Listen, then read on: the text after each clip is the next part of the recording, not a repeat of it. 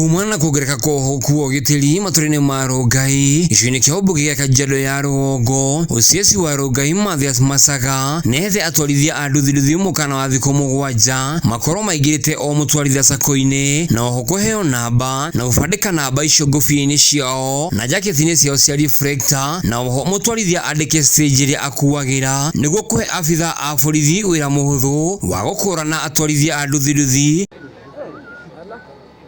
Kuja waonyeshe hii kitu ndio ikiibia mtu tunajua ni stage namba ngapi, ni nani, pikipiki namba ngapi, na kwa kofia pia utaandika officers you are getting me, we are going to enforce this order in totality. Yule atakuwa akiendesha pikipiki wakiwa wamebebana watatu au wawili, umebeba wawili nyuma, I'll be on your neck mpaka tufuate sheria. Sheria wakati inakuwa launched, watu wengi huwa wana resist. Hakuna sheria inakujanga kwa kirahisi, but this one must also be followed. Kwa sababu sitaki watu wawe waki-accuse nini kwamba watu ya bodaboda ni tabia mbaya, ilhali sio nyinyi. Mimi I will only take stand action against those bad guys. Kwa majina mimi naitwa Wafula Metin na mimi ndiye Assistant County Commissioner wa Ugachirithia. Na huu mkutano ulikuwa necessitated na ile visa na visanga ambayo tumekuwa nayo in the recent past.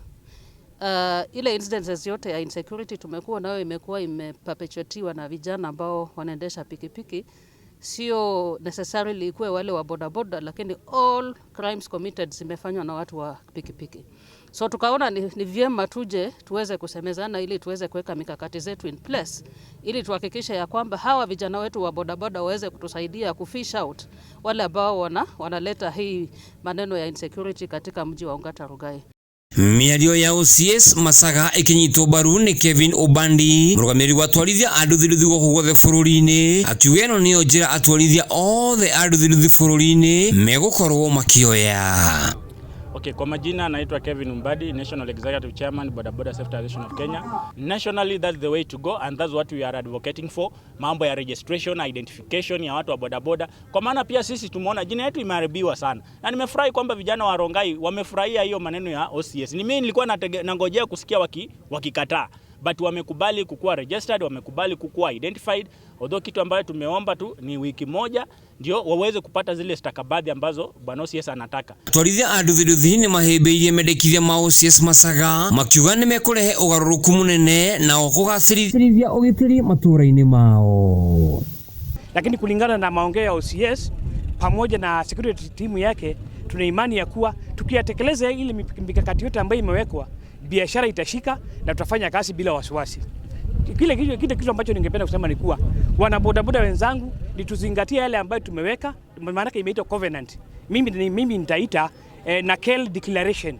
Na hii declaration ikianza kazi, nafikiri kila mmoja atafurahia matunda ya ushikamano wetu kama wana bodaboda hapa Rongai division. Kulikuwa na wahalifu imeanza kujitokeza kidogo kidogo kwa watu wetu wa motorbike.